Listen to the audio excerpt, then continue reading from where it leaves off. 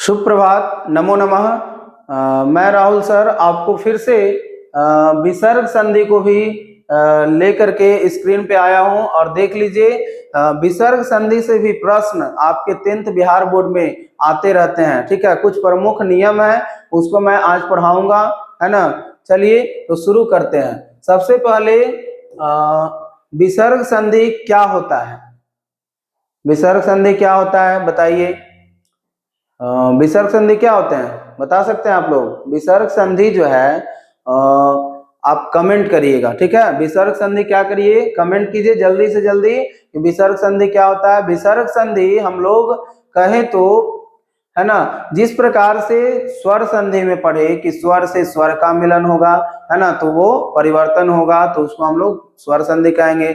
और व्यंजन में क्या पढ़े, व्यंजन से स्वर में मिलन होता है ना, मतलब व्यंजन से स्वर भी मिलन होता है और व्यंजन भी मिलन होगा और मिलन हो करके क्या होगा कि एक परिवर्तन होता है तो उसको हम लोग व्यंजन संधि कहते हैं। उसी प्रकार से अगर देखा जाए तो विसर्ग संधि क्या होता है, तो विसर्ग संधि में भी क्या होता है कि विसर्ग से, है ना, स्वर का मिलन होगा या तो व्यंजन का मिलन होगा और मिलन हो करके क्या होगा कि विकार उत्पन्न होगा, परिवर्तन उत्पन्न होगा विसर्ग का, तो उसको हम लोग क्या कहेंगे, विसर्ग संधि के रूप में जानेंगे। ठीक है, सबसे पहले हम लोग विसर्ग संधि के आज प्रमुख नियम को पढ़ेंगे। ठीक है, सबसे पहला नियम है, पहला नियम में क्या आता है कि स दंत स, तलव्य स और मूर्धन्य स, है ना, होना। ठीक है, कहता है सत्वः संधि। ठीक है, कहता है कि यदि विसर्ग के बाद ख, छ, ट, ठ, त, थ आए तो विसर्ग की स्थिति के अनुसार बदल जाता है। किसके अनुसार बदलेगा? स्थिति के अनुसार। देखिए कहता है कि स यदि आगे च या छ हो तो देखिए क्या हो रहा है, निह प्लस चल तो मिलकर के क्या हो गया, निश्चल, है ना। श का कैसे बदल रहा है, तो यदि आगे च या छ हो, जैसे इसमें क्या है, आगे च आ रहा है या विसर्ग के बाद च आ रहा है या तो छ आ रहा है, तो क्या हो जाएगा, ये वाला श हो जाएगा, है ना, तो निश्चल हो गया। उसी तरह से यदि आगे ट या ठ हो, है ना, इसमें देखिएगा कि विसर्ग के बाद क्या आ रहा है, ट आ रहा है, तो ट या ठ हो तो कौन सा स, तो ये तो धनुष टंकार, है ना। उसी तरह से स, तो स का ये स को, दंत स को कैसे बदलेंगे, तो त या थ हो तो क्या बन जाएगा, ये इस तरह से रूप में हो जाएगा दंत स के रूप में। अब यहाँ देखिए नमः प्लस ते तो क्या हो जाएगा, नमस्ते, नमः प्लस ते तो नमस्ते। बात समझ में आया? कौन सा स, आधा स, आधा स और ये आधा स। ठीक है, बात समझ में आया? दोनों तीनों जो हो जाएगा वो आधा स के रूप में लिखा जाएगा। चलिए, तो ये जो है पहला नियम आपको था, है ना। अच्छे से थोड़ा सा ध्यान से बैठिए और उसको जो है अध्ययन करिए, इस चीज को अच्छे से अच्छे समझ में आएगा। ठीक है, चलिए आगे जो है हम लोग देखें तो उत्वह संधि। ठीक है, इसको कहते हैं ओ होना। देखिए कैसे ओ होगा, है ना, विसर्ग का ओ बन जाता है। देखिए कहता है कि यदि विसर्ग से पहले अ हो, क्या हो, विसर्ग के पहले अ हो और उसके बाद भी अ या किसी वर्ग का तीसरा या चौथा वर्ण आए या य, र, ल, व आए तो विसर्ग का क्या हो जाता है, ओ हो जाता है। देखिए यहाँ ध्यान देने की बात क्या है, कह रहा है कि यदि, है ना,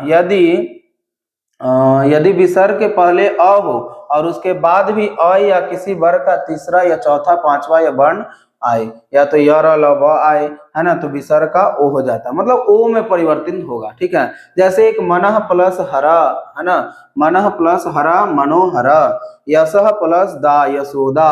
ठीक है, इस तरह से कहता है कि यदि बाद में भी अ हो तो वह अवग्रह बन जाता है। ठीक है, बाल प्लस अयम तो बालो अयम।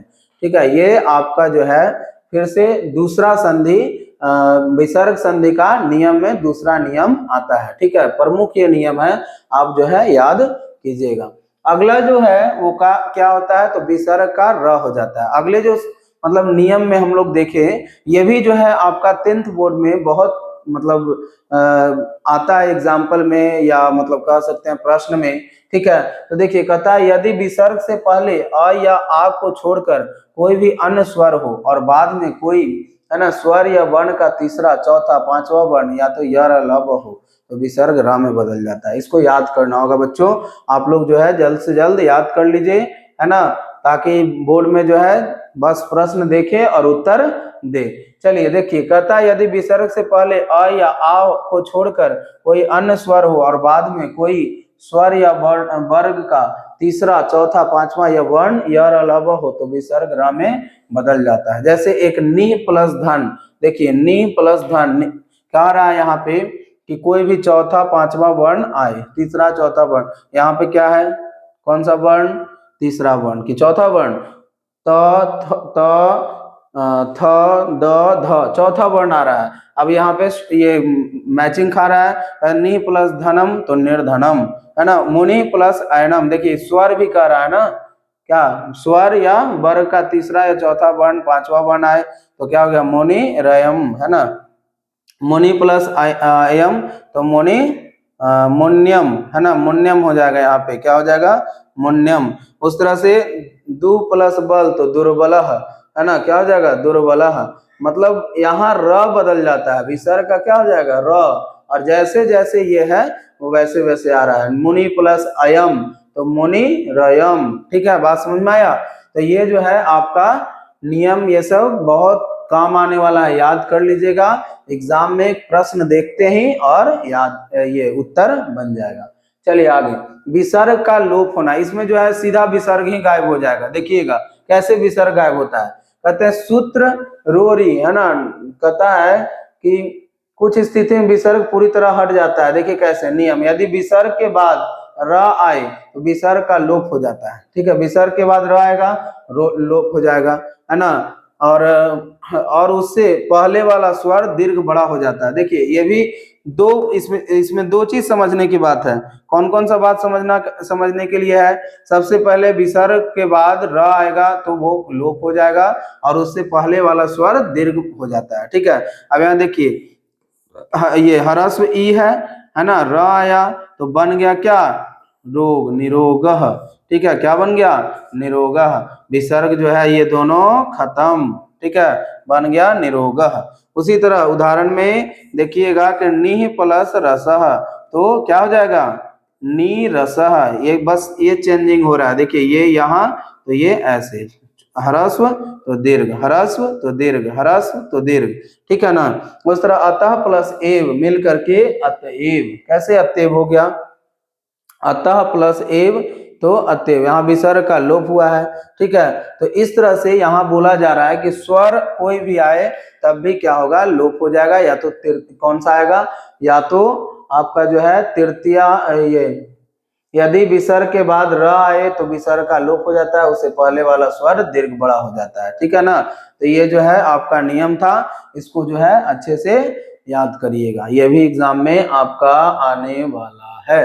चलिए आगे हम लोग देखें, आपका खत्म हो गया है शायद, ठीक, तो इसको आगे जो है विसर्ग संधि का कुछ और भी नियम लेकर के हम आएंगे, है ना, वो भी एग्जाम में आने वाला होगा।